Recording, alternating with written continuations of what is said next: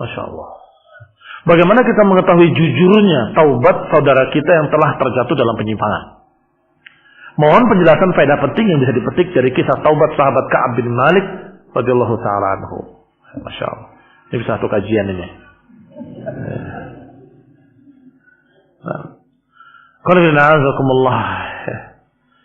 Seorang yang bertaubat dengan lisannya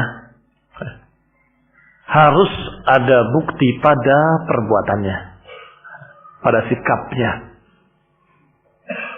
Nah, kalau sesuai apa yang diucapkannya dengan apa yang diperbuatnya dan apa yang kemudian dia jadikan sebagai sikap dia, maka itu namanya jujur. Tetapi kalau di mulutnya mengucapkan satu taubat, tetapi perbuatannya dan sikapnya tidak berubah, ya berarti tidak jujur. Itu saja. Apa ukurannya? Ukurannya kembali pada kitabus sunnah. Ukurannya adalah pada dalil-dalil, pada hujjah. Kalau dia dalam keadaan tetap seperti sebelumnya atau bahkan bertambah, yang berarti dia tidak taubat. Walaupun kalimatnya saya bertaubat, saya sudah tidak lagi, dan saya mencabut ucapan saya yang lalu. Kalau mencabut ucapan yang lalu kemudian menyebutkan ucapan yang baru, yang sama-sama menyimpangnya, ya itu namanya tidak jujur. Adapun Ka'ab bin Malik radhiyallahu taala anhu, awal pertama ketika dia salah, itu sudah terasa dan sudah ngaku kalau itu salah.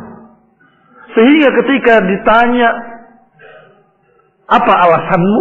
Dia menjawab, saya tidak punya alasan. Saya salah.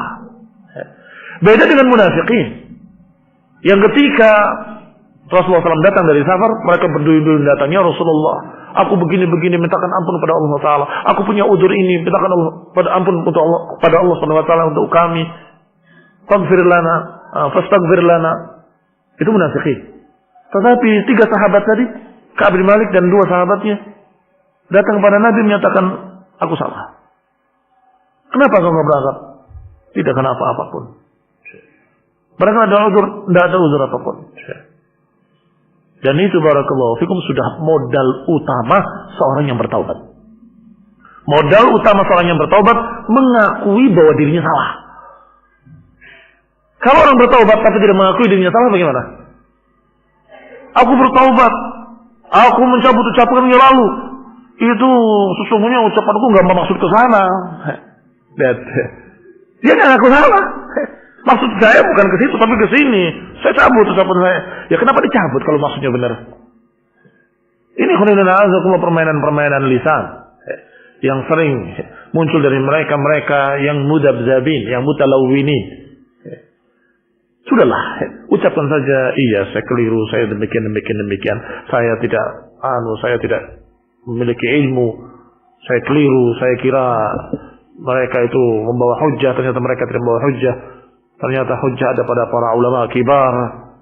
Alhamdulillah yang memberikan hidayah kepadaku. Ila akhir. Ucapan-ucapan yang menunjukkan kalau dia mengakui kesalahannya dan kemudian setelah itu bertaubat pada Allah Taala dan memperbaiki. Wa intabu wa aslahu wa bayyanu.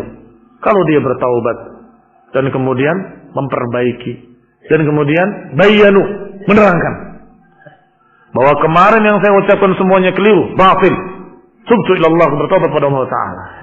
Apakah dengan lisan ataupun dengan tulisan? Kalau berkait dengan umat, sampaikan pada umat bahwa apa yang saya sampaikan dulu di hadapan kalian keliru. Dan ini bukan bid'ah, bukan muhdatsah. Walhamdulillah rabbil alamin. Karena disuruh oleh Allah bayyanu, terangkan. Assalamualaikum.